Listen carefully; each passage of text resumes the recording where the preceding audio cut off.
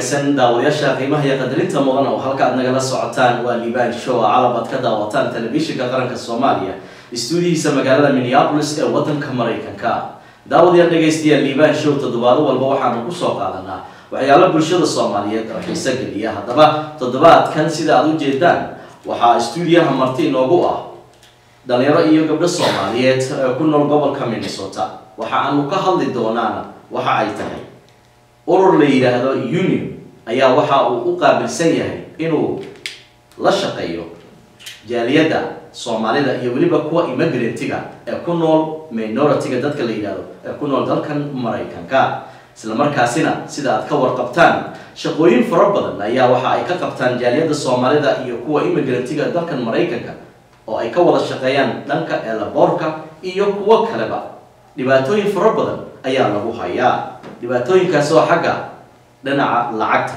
waxaad arkaysaa lacago fara badan ay dad kale iska aruursanayaan ee dadkii kalena ay qaadanayaan lacago yar haddaba arrintaasi sidee ku dhacday maxaase lagu daaweyn karaa waxaa u soo istaagay dadkaasi oo minority-ga ah company la yiraahdo union oo u dooda xuquuqdaasi isla markaasina uu jecel inuu u soo bixiyo lacagtii iyo kuwa kale oo meesha ka shaqeeya lacagta ay gaari doonaan waxa ila fadhida Khatra Arale iyo waliba Cabdinuur Barkha oo runtii ah laba nin oo wiil iyo gabar Soomaaliyeed ee degan gobolka Minnesota isla markaasina shaqooyin fara badan ay ka soo shaqeeyay haatana ay la shaqeynayaan unionka marka hore u soo dhawaada LIBAN show وما تنتهي ليبان وكوادونهاي وأنا كم هاد علينا سيدا أنو مسؤول ويسي TV جا وما تنتهي. واقعي.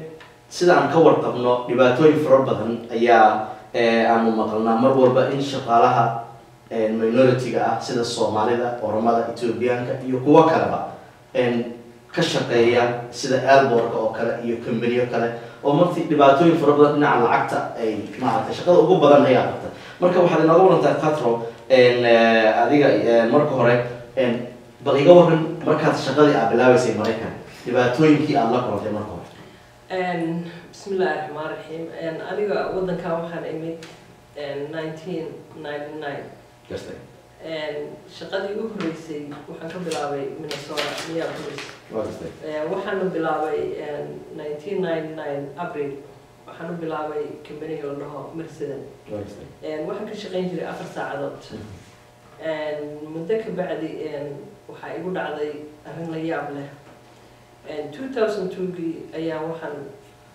aaday fasax dhalmo ah markii aan shaqadii damacayna ku soo noqdana manageradii ayaa waxay igu tiri shaqada kuma soo noqon kartid waxa boosana kuma hayo run ahaantii wadanka markaas waxaan joogay ilaa 3 sano mana garanaynin meel la aado iyo meel yacni xuquuqda laga raadsado adiga alxamdulillah odagayga ayaa i caawiyay unionka ayaan tagay kabacdina shaqadeydii ayay ii soo dhiciyeen unionka ku soo dhiciyeen unionka ay soo dhiciyay kabacdi 4 bilood kabacdi shaqadeydii ayaan dib u soo noqday sidii ayaan ku shaqeynayay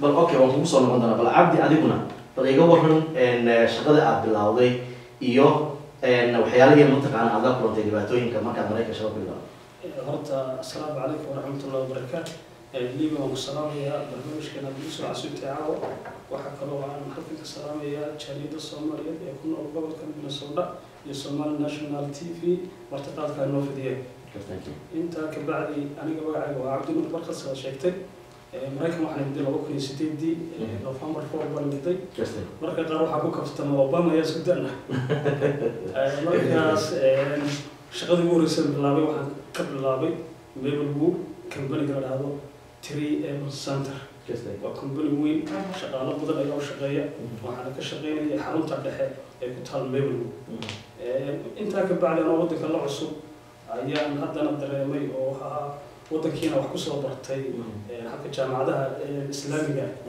baan dareemay lacagtii aan Djibouti ka shaqeyn jiray iyo lacagtan halkan kaga shaqeynaan isku mid ahay markaan adigu faran ku xisaabay adigu ka bacdi $8 baa lagu shaqeyn jiray halkaas iyada ah waxaan sameeyay waan يرديدي كبعدي وحان لكل مي يونيون كمان نشرسي دولار بخشين شرني شقادك أو رفع أو فصح لهاي أو سيك بي لهاي أو وحباب لهاي أو حقوق ضد الوقت مريو أيام كشقين شرني تي أنا ولد باتيسن بان ضد كشقالي هي والسكولي مال ما كمل أيام تقولي كرماد لهذا نوع كيونيون أو كل كونتراكت بس يعني كمبنية كله وأنا شيء وني وشغال سوماليات بجرب لبعين كاس أيها حيسته أنت كبعدي جد بيوصارين هاوشي أيام قلبي وحنقاطي خطر وين بنقاطي مركب خطر تنقاطي وحيد وحيقول هذه haddii ay madaxda ku maqlaan company-ga waa laga caaginayaa marka waxaan sameeyay hoos ayaan socday dadkii kugu dhawaa ayaad kaga bilaabaysaa si aad hawsha aad u dhiirigelisid nabigu calayhi salaatu wasalaam wuxuu ka bilaabay dadka ugu dhawaa ama wax fahmay marka dadkii aan islaafay fahmay baan u tagay petition baan ka saxeexay waraaqado alxamdulillah waxaan ku guulaysanay markaas boqolkiiba 60 inaan noqono company-gii shaqaalihii kale ayaan jabay laakiin nimankan maxkamadda ay la tageen sidii ayaan kaga weyn garaynay maalintii $8 bay ahayd ilaa maanta ay dadkii ka shaqeeyaan waxay qaataan lacag ku dhow $15 taasna waxay ku timiday guul ilaahay subxaanahu wa tacaala xaggiisa ka timiday iyo dadaal marka waxay noqotay waxaan ku farxo midhahaan beeray oo dadkii cunayeen aad ayaan ugu farxay markaas khatro waxaad sheegtay in adigoo runtii saacado ka shaqeynaya meeshaasina saf aad aaday inaad soo dhashid kadib markaad kusoo noqdo shaqadii laguu diiday marka miyaysan hore lagugu sheegay inaad xuquuq ku leedahay shaqada marka oodan lahayn xaq aadan u lahayn qofka markuu dhalitaan uu aado uu soo umulo kadibna uu soo laaban karo 3 bilood uu haysto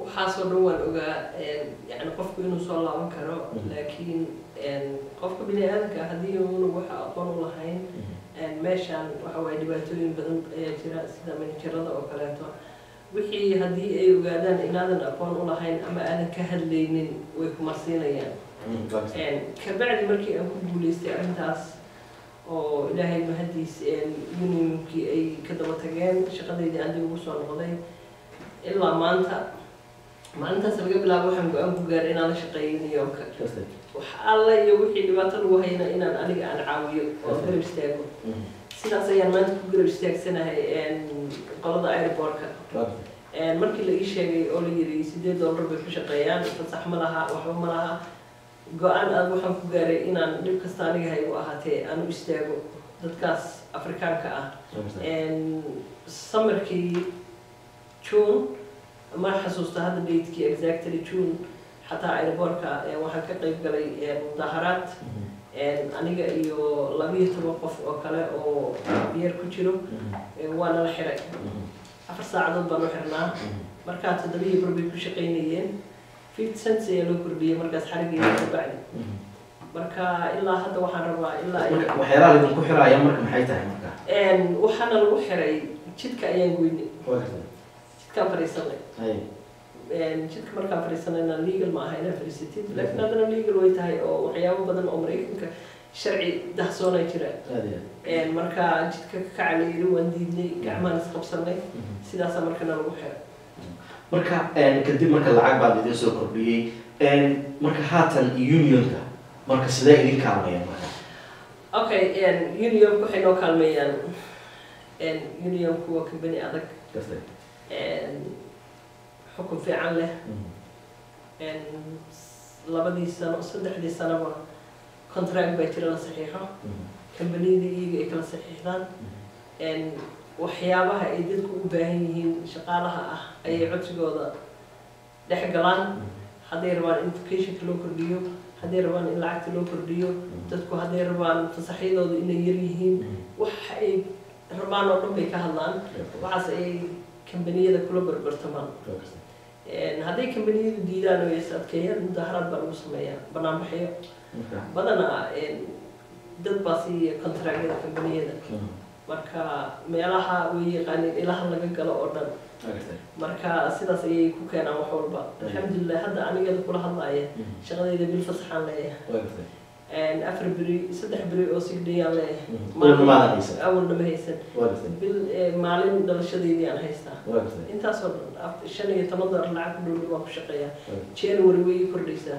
marka aniga midkay bisaysiina aniga inaan $15 qaato bil dhan oo fasax aan haysto dad Soomaaliyeed $8 ku shaqeeyaan maalin walbana la haraas gareeyo cabdi adiguna waxaan aad koraan arkay sawiro adigoo laftirkaaga lagu xiray marka sababta lagu xiray maxay ahayd waagaas adiga marka sababta la xiray waxay ahayd muddadaas meesha iyada ay khatarta waajisay ayaan ka wada shaqeynaynay anagu shaqaale markaa maanan ahayn laakiin waxaan ahay dadkii abaabulaya hawshaas dadku markaa waxay ku shaqeyn jireen $7.25 anigii niman kale oo ah xafiiska oo SIU local 26 waa waxay abaabuleen qorshe ah dadkaas sidii loo lacag ku noolaadaan ay u sameyn lahaayeen markaa ka bacdi June 16 ayay ahayd maalintii la xiray wadankan sababo kale ayaa wax lagu rutay maaha qof iyo qaac iyo qori maaha laakiin qaab kale oo farsamaysan bay ahayd oo xeeladaysan waan mudaharaadnay ilaa 13 qof baan ahay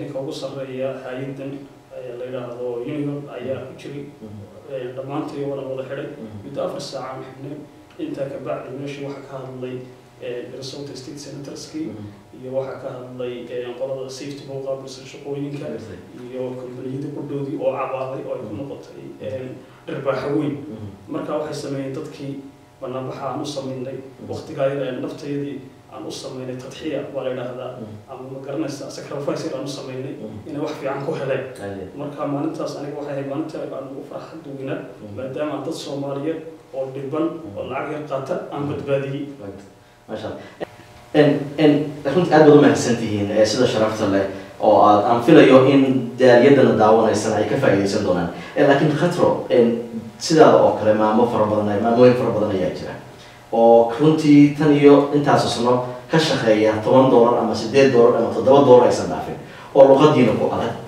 xuquuqdoodana aysan heli karaynin marka maamooyinkaa ku daawanaya marka union oo maadaama adigu ku caawiyeen aad ku jirtid maxaa ugu sharaxi lahayd union saa ugu dhaadhicin lahayd maxdaba okay unionka ma aha wax weyn because dad Soomaaliyeed oo luqadaada ku hadlaya ay shaqeynayaan oo ku sahlaya waxa alla iyo waxa aad u baahan tahay oo dhan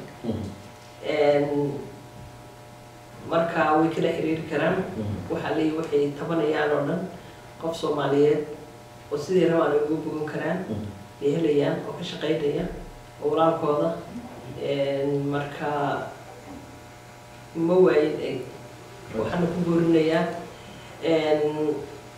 especially dadka ay warka shaqeeyo walaalayaal waxaan idin leeyahay hurdada ka kaca aniga ma aha markii koowaad oo aan dad Soomaaliyeed dagaalamo xawaaladaha ayaa muddo u soo dagaalamay marar badan baa TV lagu wareystay 2012kii Denver Colorado ayaa unionku wuxuu ku lahaa shir international union aniga iyo wiil kale oo isaguna unionka u shaqeeya local 26ka Ibrahim Nuurno iyo qoliyo kale oo nala shaqeeya ayaa ka qayb qaadanay waan ka hadalnay dhibaatada dadka iyaga haysata xawlaadaha haddii la xiro waxay mudanayaan ilaa adiga 3,000 oo qof baan dhageysanaysa maalintaas oo noo riyaaqay marka qofka bini'aadanka ah haddii uu runta ka hadlo xaqiisana uu ordo qof dad badan baa caawinaya ma aha in dhabarka lagu jeedinayo waa lagu caawinaya waxaan u sheegayaa marka dadka ay boorka ka shaqeeya dadka kaca wixii qayrkiin ku shaqeeya ummadda Soomaaliyeed oo kale dadka kaleeto qaata waa sharci qofka bini'aadanka ah inuu xuquuqdiisa u doodo Mareykan way ku dhisan tahay cid walba ku garab istaagaysa hadda gobolka arrinta waa lagala hadlay waa u diyaar inuu garab istaago jimcihii xataa senatarada oo localka Minnesota ayaan raacday way u tagtay waxaas oo dhan way caawinayaan dadka Soomaaliyeed marka laakiin waxay ka imaan kartaa qofka dhibaatada haysato annaga waa ordayna waxba ma keenayna haddana iyaga inaan caawinayno oo garab istaagayno cabdi waa sida ay khadraba ay sheegtay adiguna sidee qofka raba inuu ku soo biiro unionku anigu waa ka baqaya shaqadeeda intaas sano ka shaqeynayay oo $7 waxaan ka baqayaa haddaan union iyo meelahan aado in maaragtay shaqadayda iga buriyo marka unionku isku hadlayn karaa marka aniga horta liban horta waa su-aal aada u wanaagsan oo qiimo leh dadka Soomaaliyeed ama dadka waddanka ku cusubna caqligooda ay taas ay ku wada jirtaa oo waxay isleeyihiin walba shaqada waxaad ku heshay si la yaab leh marka haddii aad istiraahdo ama aad ka hor timaado madaxdaadii ama ma garanaysaa waxaan ugu daran aad gasho inaad shaqadaadii ku weyda bisleey laakiin taas waxaan leeyahay waa maya sababtaa maya uu leeyahay waddankan wuxuu leeyahay constitution dasturi qofna dastuurka kama sarreeyo sharci kama sarreeyo waxaa ka mid ah waxyaalaha freedom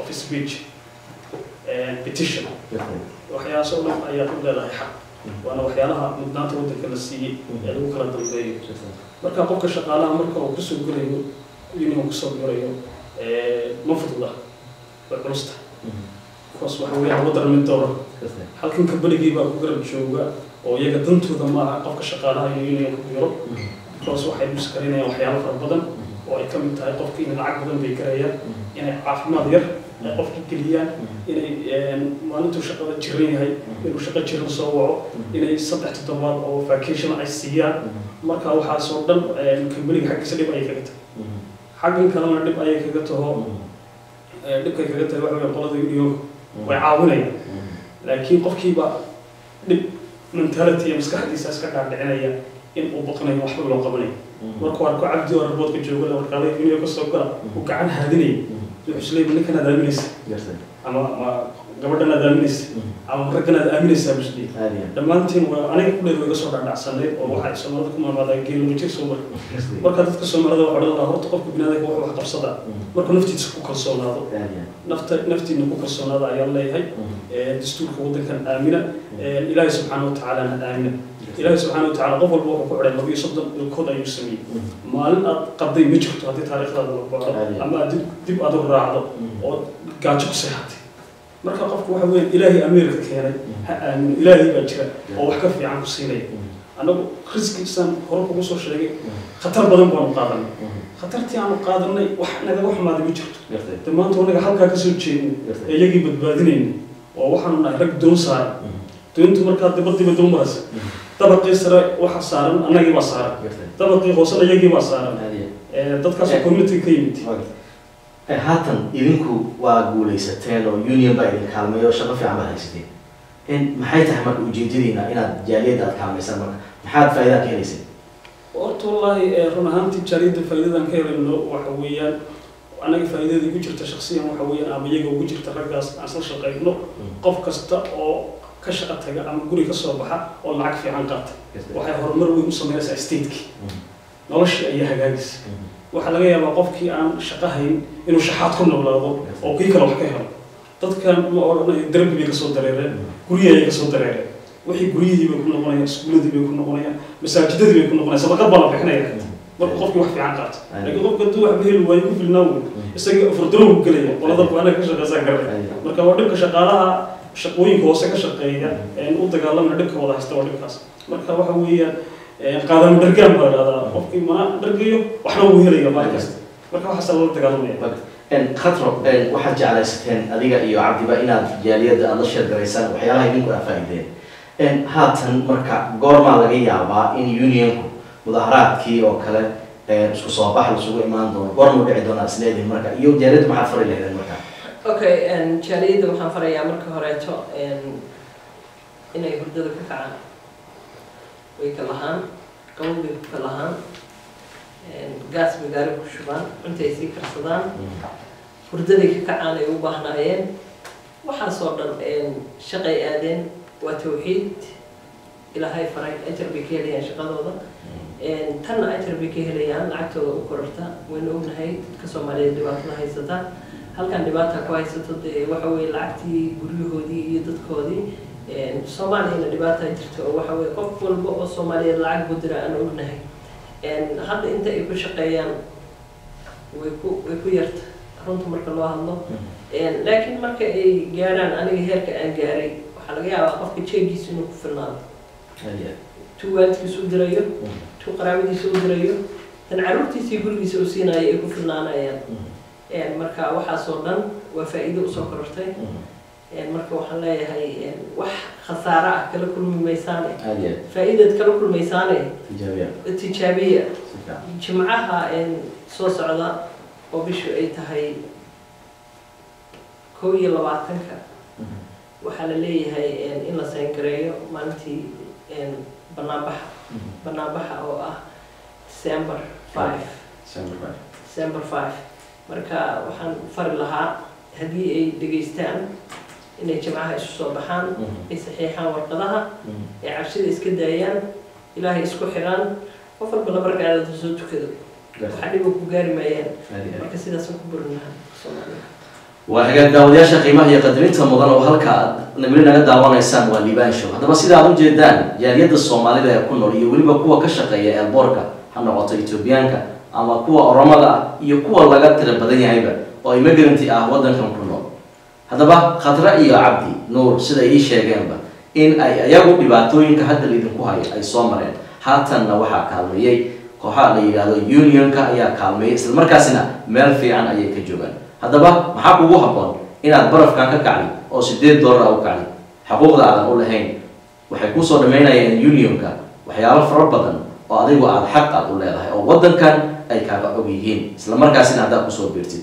wax kale oo ay ka hor istaagayaan malaha lacag ka ma qaadayaan waa inaad mataqaana aad u timaado xafiiskooda ama Cabdi la soo xiriirta ama Khadro ay ku sharaxaan ay warqadii aad u saxeeyay inaad maanta adigu aad member ka tahay hadaba waxaan jeclaan lahaa inaad la daawataan dhalinyaro Soomaaliyeed oo ayaguna iyo waliba Oromo iyo Soomaali isku jiraan oo ka shaqeeya Ethiopian ah eelboorka oo aan maran booqnay meel ay ku shirayaan unionka dhibaatooyinka lagu haya iyo waliba haatan hadaladoodana dawshadtay السلام عليكم magacayga waxa waaye Cabdi Cali waaye waxaan ka shaqeeyaa airportkan ka shaqeeyaa Minneapolis Symbol International Airport airportkan waxaan ka shaqeynaa ilaa waxaan ka shaqeynaa 7 sano hadda ka shaqeynaa anoo lacag yar ku bilaabay markaan ka shaqeynaa airportka lacagta waxay ahayd $6 iyo 25 cent bay ahayd hadda laakiin Obama markuu 2009 ku daray waxay noqotay only 725 ay noqotay marka waa dhibaato badan aan naga qabsato lacag yar iyo maxaa la benefit lahayn caafimaad ma lihin insurance ma haysano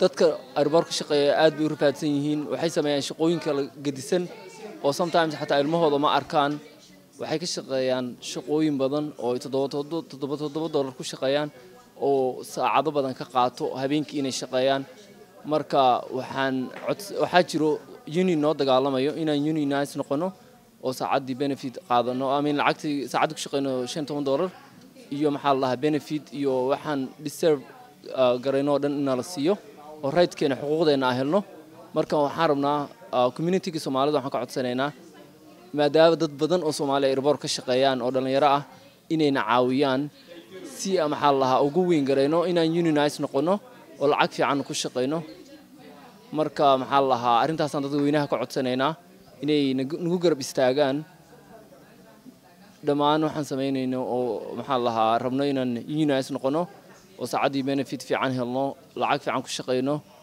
nala respect gareeyo shaqadan qabano Mr. Abraham Miskin, I work for the union. I have been organizing this non-unionized workers for 2 years and a half, more than 2 years and a half, and we have been fighting for a long time. And this time is the workers there to demand living wage and form a union. And on December 5th, everybody in the community and airport workers join these workers to help and to stand with them. And thank you very much. My name is Shukri Aden. waxaan ka shaqeeyaa airportka Minneapolis St. Paul. waxaan ka shaqeynayay almost 7 months. So waxaan ku bilaabay $8. So marka dadkii iga horeeyay waxay ku shaqeyn jireen 7. So marka waxaan rajaynaynaa in lacagtana loo kordhiyo maxaa yeelay familkeena oo anfacaya anaguna anfacaya nolol fiican oo ku noolaanayna hadii kale marabno ina nolosheena aan cariiri ku noolaano union oo anaga noo diyaarinay noo dagaaltanta xaqeena noo dagaaltanta so waa ina dadkaas la jirnaa caawinaa si ayagana noo caawinayaan. Hi, I'm Darcy Landau. I just want to encourage everyone to join the union for better wages, and I think I just think the union's a great idea for improving one's standard of living and just continue to grow as people. I'm working at minimum wage, and I know I can do better. I'm college educated, and community-gayga waxaan u sheegayaa dhammaantood inay arrinkan nagala soo qayb galaan oo ay dadka si fiican u wacdiyaan. waa hawl wanaagsan, khayr baa ku jira, ajar baa ku jira. anigu waxaan u shaqayn jiray markii hore 3M headquarter-ka ku yaala Maplewood. shaqadeydii waan ka imiday, waxaan uga imiday dadka walaalahaya ee Soomaalida ah ee la dhibayo, ee salaada loo diidayo, ee la canaananayo inaan caawiyo. sidaas ayaan hadda localka kula shaqeeyaa. Yeah, I'm Brett Halsey. I work for AirServe. I'm fighting for unions so we can get better wages. I have a family. I'm trying to save money for my son for his college. It's kind of hard doing minimum wage. And this is my son, and I hope that everybody comes out to vote for us. Got ABM workers that are making twice what we make, and I'm making minimum wage, and that's not right. السلام عليكم ورحمة الله وبركاته. مقعي قولد أحمد وحنا كشقي Minneapolis St. Paul Airport. وحنا شقي company لده AirServe. هذا نحكي شقينا almost 6.5 months. Is doing good, but at the same time low payment. So لعقت حاجة إنه كردي ودسنيني. هذا وحاجة union group oo nala dagaalamayo oo rabaan in lacagta noo kordhiyaan ee help garanayaan. So waxa rabaa all the communities oo Soomaalida Minneapolis iyo St. Paul in la soo qayb galaan on in help garayaan ee nala dagaaltamaan oo soo helno ee dhahan lacagta noo kordhinayna ee naga balan qaadeen. But inshallah now I'm working in AirServe as a cabin cleaner. Just try to introduce myself to have a better life, because you cannot live within 8 hours, $8 per hour pay, because it's a lot of bills and a lot of problems in America. You cannot survive within that. Hi, my name is Sulaha, and I have been working for AirServe, and I get like $8 an hour, and that is really, really unfair. And I just wanted to speak up and say to them, like, that's not minimum wages. And now one of these days, a person who washes the bathroom would get $15 an hour. It's not really fair to us. And we just want to fight because they feel like we're immigrants that come in America, United States, and they want to take advantage of us and make us work in a job where they're supposed to pay us like $15 or more than that, you know. And we're gonna speak up and fight for our rights, and we want to end poverty and fair minimum wages. Like the other states, they have increased their minimum wages except Minnesota. And the Air Force is such a big company, but they pay very little to us, and it's not fair, you know. And we have this union, and the union are going to speak up behalf of us. dhalinyaradaasi iyo waliba dhibaatooyinka ay sheeganayeen kuwa ka sii daran ayaa wali aysan u suurtagelin inay la kulmaan telefishinka qaranka Soomaaliya maalintaasi. haddaba haddaad tahay nin ka shaqeeya airportka qaata lacag yar shaqadiisuna ay dhib tahay horaa loo soo maray, haddii shaqada kugu adag tahay oo benefit fiican aadan helaynin, ha ka xishoonin inaad unionka la soo xiriirtid telefonka shaashada ku qoran si ayagu ay ku kaalmayaan. ma laga yaabo inaad shaqadaada nusgalaysid. haddaba gunaanadkii gabagabadii Khadra iyo Cabdi waxaan jeclaan lahaa fariinta kugu aadan oo aad u fari lahayd shacabka ku daawanaya maxay tahay? بسم الله الرحمن الرحيم. dadka Soomaaliyeed ee daawanaya khaasatan jaaliyada Soomaaliyeed madaxdeeda maamulkayga guddigayga hooyooyinka aabayaasha culimada dhammaan dadka wax garadka aqoon-yahanka yar iyo weyn bale anigoo ixtiraamaya oo qadarinaya waxaan leeyahay wardad walaalihiin ah oo Soomaaliya ayaa ku dhiban magaalada joogtaan oo lacag yar ku shaqeeya oo luqadda si fiican u garanayn oo har iyo habeen la dhiba oo lagu caaya oo salaada loo diida oo si walba loogu cagjugleeya nimanka aan la shaqeyno oo aan iyagu Soomaali ahayn ayuu Ilaahay subxaanahu wa ta'aala u soo diray marka waxa weeyaan idinka inta dhexdeena aan isku jeedno ama aynu ka hadlayno wadankii iyo waxa ka socda oo balorta kuweyna hoos jooga aynu hoos u fiirino aynu garanaysaa awoodda aan saarno maalintaa waxaan idiga baahanahay December 5teeda waxay ka dhacay mudaharaad weyn ayaa ka dhacaya mudaharaadka khaasatan Minnesota oo ka dhacayo wuxuu ka dhacayaa dhammaan eeraboodada ku yaala Mareykanka oo dhan waxaana uu ka dhacayaa dhammaan dukaanada sida Walmartka Targetka Kohlska Chesapeake meel alla meeshii laga shaqeeyo oo dhan oo shaqo yar laga shaqeeyo oo dhan sida fast foodka oo dhan ayaa soo wada imanaya eeraboodada qaar way guuleysteen sida eeraboodka New York $15 ayay qaataan lacagtaas waxay ku noqonaysaa nin walba xaafadu ka yimid ku noqonaysaa Seattle Washington last year way guuleysteen kana waa wadna dawladda Mareykanka khaasatan gobolka Mark Dayton iyo dadkii kale iyo senataradii iyo magaranaysaa state representative dhammaan wayna taageersan waxayna rabaan inaynu wax goosanno war sidii dadkeenaas aynu u badbaadin lahayn aynu ka fikirno dhammaanteen maalinta aan soo wada baxno aan ka qayb galno aan mudaharaadno aan taageerada dadkeena u hayna aan tusno dadka kale in la dadaalaya ee wax nala wada haddii kale iyagu inaga caajisaya intaas ayaan idin oran lahaa wassalaamu calaykum waraxmatullahi khadra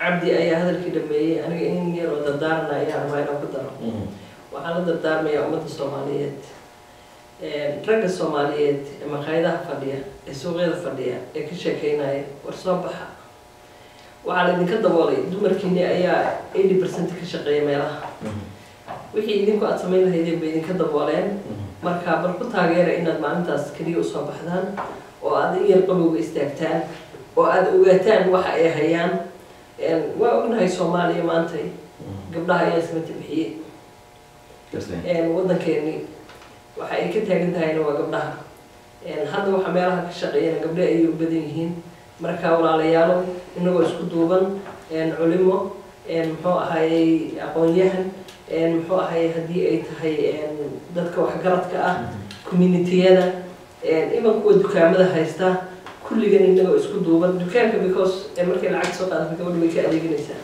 lacag bay kusoo kordhinaysaa marka dhammaanteen anigu waxaan dhihi lahaa walaalayaal inagoo Soomaali ahaan isku duuban inagoo aan is eegaynin inagoo aan wax kala fiirinaynin aynu is caawino meel ciriiriyaynu joognaa marka waxaan dhihi lahaa haddii aan la isgarabsan dhibka lagama baxayo laakiin haddii la isgarabsado waxaa la noqonayaa tiir adag tiirka adagna hore looma jeedin karo intaas ayaan Soomaalida ku dardaarmayaa wabilaahi tawfiiq waxaga daawada dhageystayaal intaas ayaan ku soo gabagabaynaynaa waraysigii aan la yeelanayay Khadra iyo waliba Cabdi Nuur oo ku saabsanaa sida ay jaaliyadu ay isu kaalmeyn lahayd isla markaasna shaqooyinka ay ka shaqeynayaan si ay ugu beeri lahaayeen unionka isla markaasna lacagaha iyo waliba caafimaad hadaysan helin caafimaadkii ay u doodi lahaayeen hadaysan shaqooyinkiisa loo ogoleen inuu fasax qaato ay u doodi lahaayeen unionka haddaba balantu waxa ay noo sheegeen maalinta la yiraahdo December 5teeda 2014 sanadkan waa xilli qabow maxaa la idinka doonayaa marka inaad u soo baxdaan ma aha oo kaliya karmeel lagu mudaharaadayo ma aha dukaan Soomaali in banaanbax lagu sameeyo waa dukaamada waaweyn aan ka adeegano oo dhan ilaa airportka iyo Mareykan oo dhan ayaa mudaharaadka laga sameeyaa ma aha Soomaali kaliya inay soo baxayso dadka ajnabiga wadanka nagu ku nool oo Mareykanka cadaanka ayaa laftirkooda mudaharaadka kula jira sababtoo ah ayaga laftirkooda qaar kamid ah waxay soo galayaan unionka sababtoo ah lacag yar ay qaadan sidii oo kala laakiin ayagu way idinka aqoon badan yihiin oo waxay kaga fiican yihiin meelaha dadku u dooday yaqaan haddaba haddaad tahay Soomaali walaalahaaga oo hadda hadalkooda ay ku sheegeen inaad u timaadid wixii faahfaahin ah ayaad kala heli kartaa haddii ay baydado markana waxaan wareysan doonaa haddii ay baydado madaxa unionka ayaan wareysi ka qaadan doonaa haddii ay baydado iyo waliba faa'iidada ay u leedahay jaaliyadda iyo dhibka iga soo gaari kara su'aalahaas ayaan weydiin doonaa haddii ay baydado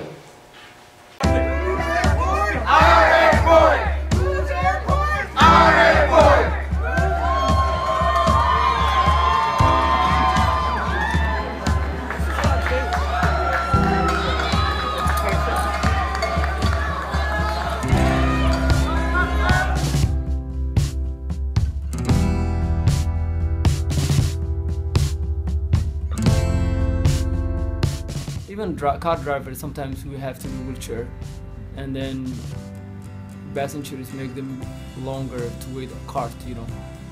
So that's like they're using car drivers to do two jobs, you know, drive, and then sometimes stop and help the wheelchair at the gate.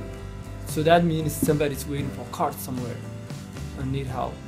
So I mean, they don't have enough staffing because of the wage. People, I mean, cannot live minimum wage, you know, that's difficult. So there aren't enough carts to go around. And so some people have missed flights. I like to see a good workplace for everyone, a good customer service for passengers, and that is if the passengers happy, if the employees happy, we will bring a lot of change in the airport. وحاجات داودير سيدان مريبا يدنكو شاقاي إمينكا وحا إلا فردية مدحا هيدا يونيون هذا يونيون سيدان لا سعطان وهيد آدوين وان فيلايو إن عاوة وحيالا فربضان عبدي إيو قدران آداوتين إيو دانيالا كالي وحيالا فربضان أتكاركي دونتان هدية بينا. And first of all, welcome Javier and LIBAN Show. Thank you for having me. Well, before we go further questions, I would like to explain to us how does the union work, on when did it start a union and how is it started? Sure. So the union, so we're SEIU Local 26. We represent janitors, cleaners, and security officers. We have close to 6,000 members, 4,000 janitors, and the second largest group of security officers. And what the union does is two major things. We negotiate contracts. So the workers together decide what their priorities are and sit across the bargaining table with their employers, negotiate contracts, and then enforce those contracts. And then the second big thing we do is organize, because in this country, SEIU has existed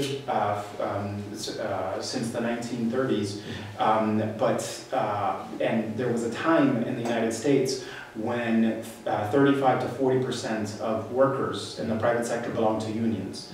At that time, that was with the growth of the middle class, people made better wages and benefits. And these days, with a tax on unions and such, and the economy has changed, it's closer to 6%.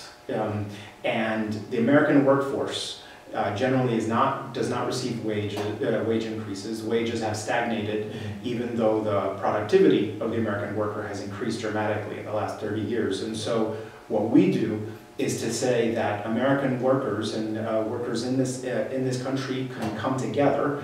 And whereas if if you're my boss, I can say to you, can I get a raise? And you could say, well, yes or no, or get out of here, or whatever, right? But if I and 400 of my coworkers all say we want a raise, there's a strength in numbers. And so that's what the union does, is bring people together so that we have the strength together to bargain. Okay. Then you negotiate or sit down on the table with the company or with the employee? So what we do is, when our contract negotiations, when time comes, we have about 3-year contracts normally, is we get all of the members together to decide what are our priorities. What do we want to improve our healthcare plan? We would like more vacation, or whatever the priorities are of the membership. And then we form a bargaining committee. And then we sit with a member bargaining committee across the table from the employer's bargaining committee.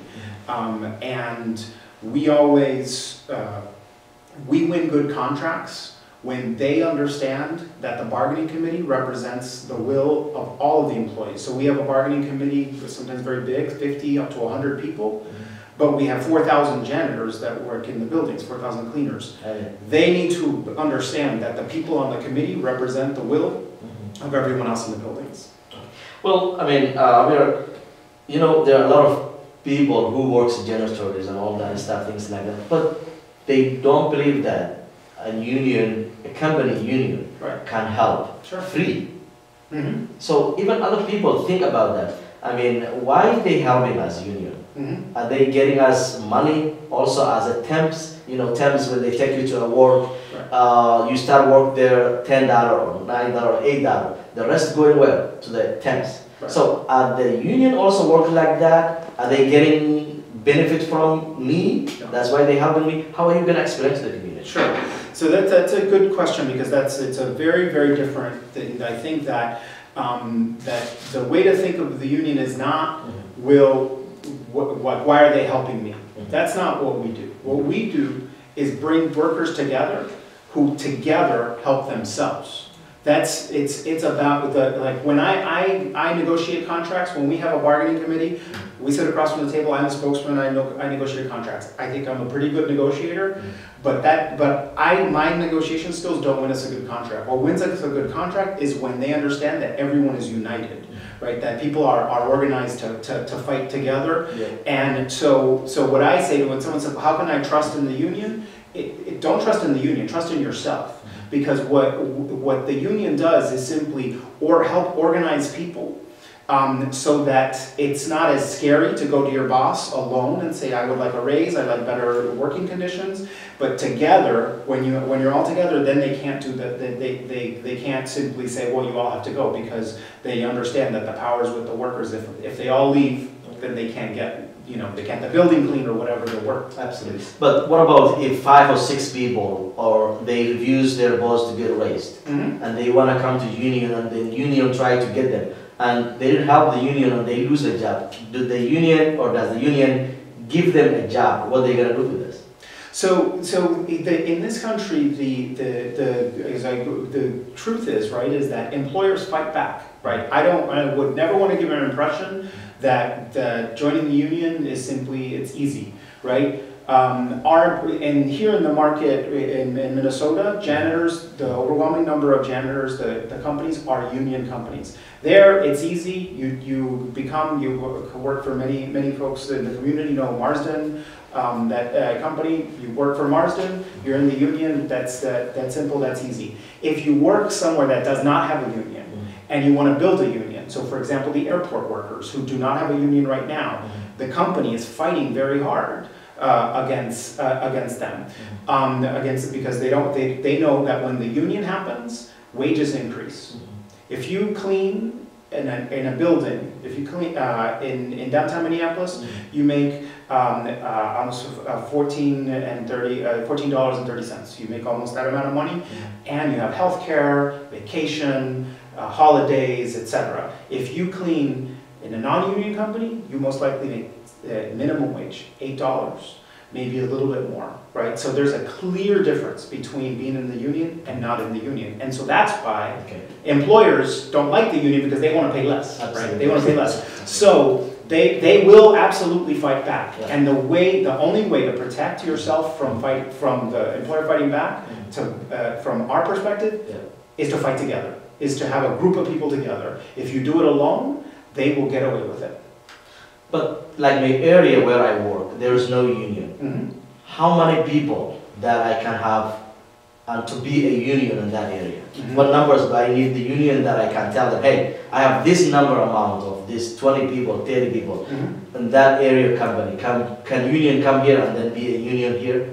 So the way that the labor law works here is depending on what kind of a job it is, but in any circumstance, you have to show that a majority of the workforce want the union, right? So there's some sort of a vote. There are different ways of doing the vote, but you show that the majority of people want the union, and then if more than 50% want it, then everyone is in the union. In Minnesota, that means everyone is in the union, because then what happens is when we negotiate together for wage increases or what have you, everyone gets that wage increase, everyone who's in the work site. Are the union only Minneapolis or around the or around the United States?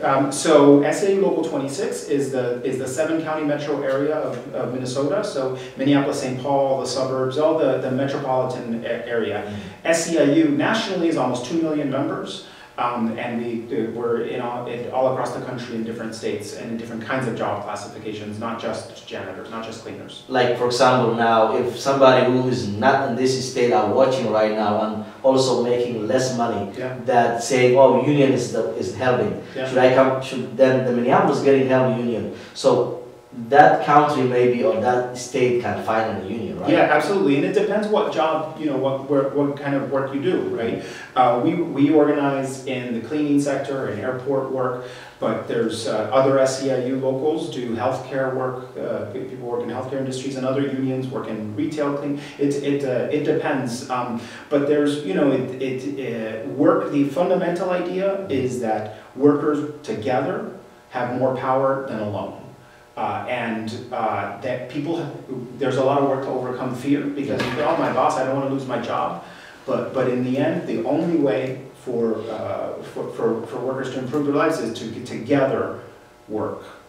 Well, I mean, thank you very much for coming, actually. A lot of people are now, they don't know about this. Myself, I don't know how the union is going to work. Sure. But eventually, there's a lot of people who will join the union, as Abdi and Khader was saying that number of times they've been arrested also, and also including you, they told me that you've been arrested too. Yeah. So, I mean, again, doing that, arresting, isn't it other people can fear, says, oh, you see the boss also get arrested, so I don't want to be arrested, and something like that. What do you explain to those people? Well, I would say they got arrested and they're not in jail right now. And when we've gotten arrested, it's for a cause, and we've won. And we win something because, yes, it takes sacrifice, and we do that, right, because there's a greater good involved, right? Is because we need that is how we win, when we show we are willing to sacrifice. When a company understands that workers are willing to go on strike, for example, that's when we win our contracts, right? That's when they say, okay, what do you want? We'll give you a wage increase. That is why if you clean in a building, you make a lot more money than, say, airport workers who do the exact same work. Yeah. Clean inside an airplane, they make $8 an hour, $8.50 an hour. Absolutely. And that difference, that's why the employers fear it. But we are a very aggressive union because the situation of workers in this country is not good, right? And our union is almost all immigrants. From Latin America, from East Africa, Somalia, from Eritrea, Ethiopia, from all over the world. Our meetings, we translate into many different languages. People from all over the world come to this country to make a better life for themselves. And what the union is about is making sure that often employers, they see people from other countries and they exploit them. How many numbers now union in Somalis or East Africans? In Minnesota, union members, I don't know the total number, but at Local 26, we have like 6,000 members, and I think about 20–30% of the members are African, and so of East African primarily. The largest group is Somali. We have many Somali women, like Katra, but that segment of our union is. So, I mean, tell me the numbers of the members of the union right now. How many people Somalis are in the union right now? So right now we have, so of our 4,000 janitors, I'd say about 30% are East African. So that's, Somalis are the largest group, but also folks from Eritrea and Ethiopia. That's the largest growing group as well. When I first began in the union 10 years ago, it was a smaller number. We have more and more Africans who have come into the union. So, Katra is vice president of the union. And we have lots of very active members who are Somali. That's why the union has worked on a lot of issues in the Somali community, because that's what the membership wants us to do.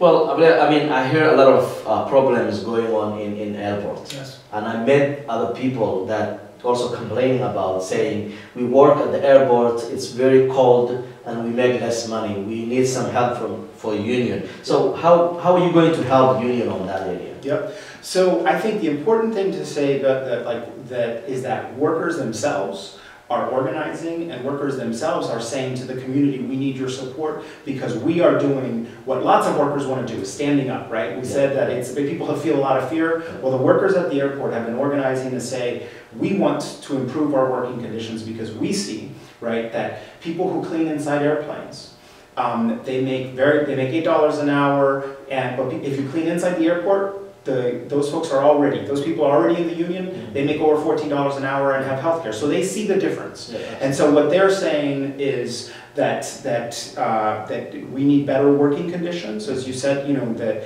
in the weather now with the cold, they often have vans that don't have heat. They're treated very badly. They make very little money, and it's a very difficult job, and it's not an easy job for people to fill, right? Because they have to pass security clearances and such, and so these are important jobs that people are doing, and that members of the Somali community in particular are very well represented in that workforce, right?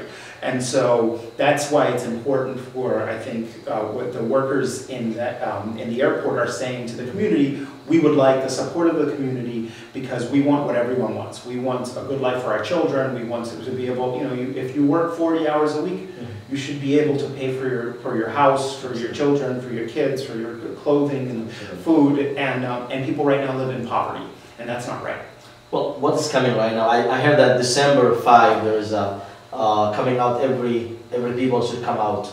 I mean, what are you going to send a message for the community are watching you right now for December? What is going to happen? So in the coming weeks, you know, across, and not just in Minnesota, across the country, airport workers are standing up and saying that people who are in bad work situations are saying enough is enough. And we have a series of actions. We've already, you know, when we got arrested at the airport, Katra and I, that was this past summer. And this is the next step in saying to AirServe is the company that people work for, to Delta Airlines, they are the big airline at the airport, and to the airport itself, which is part of the government, to say that we should not, that airport makes billions of dollars a year.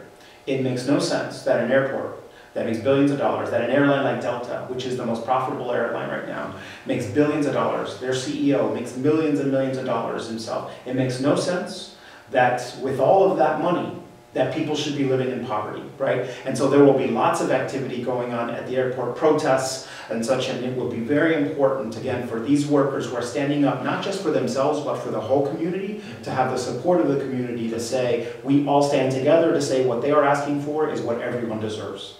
Well, in airports right now, the minority Somalis or Ethiopians and Oromos, I don't know how many numbers are working over there, but they complain about their little money, as we talked about. So, as a union, to get them in a union, how many numbers that they need to come out? Because the Delta, as we mentioned, Delta Airline, they make huge money. No doubt, because I mean, people are flying frequently. I mean, then how do the company or the owners of that company, Deltas, look like? I mean, they may say also, well, you guys go home. But if you're complaining about raising salary and all that stuff, things like that, will that thing is going to happen, or what do you think? Well, I'd say this, you know, for them to hire someone at the airport, they have to pass security clearance. That takes several months for it to happen. To get the job. To get the job, right? And so it is not easy for them to replace the workers. And they perform essential services, right? So it's the people who clean the airplane. An airplane cannot leave the airport until when one flight comes in, they have to clean it completely before it can go out again. And so that you could delay flights if people don't come to work. The people who help passengers with wheelchairs, like if there is not someone there to help that passenger with a wheelchair, that passenger cannot get from one flight to the other. And so these are very critical roles in the airport. So this is not something right now. We've already seen that when workers have said, you know, we won't do that, or we'll walk away, that the company says, no, you can't, because it is actually very difficult for them. So it's always something very important to understand, especially when we work collectively, that workers have power. That it's not simply that the supervisors, they may say, oh, well, we'll fire you, but they need the workers. They need the workers. And it's very hard for them to get them for 7 months to do that. Exactly. So you're advising for the person who's working at the airport, it's not easy to fire him, because to get somebody else, it will take them forever. Exactly. It will do that, and understand that when people have a right to protest, people have a right to protest, people have a right to strike. Depending on what workers decide to do, there are legal protections, right? And so it is just very important that people understand that it often will look like everything's against you and the company has all the power. But we have legal rights, and when we work together, we have the ability to fight against a company and to win.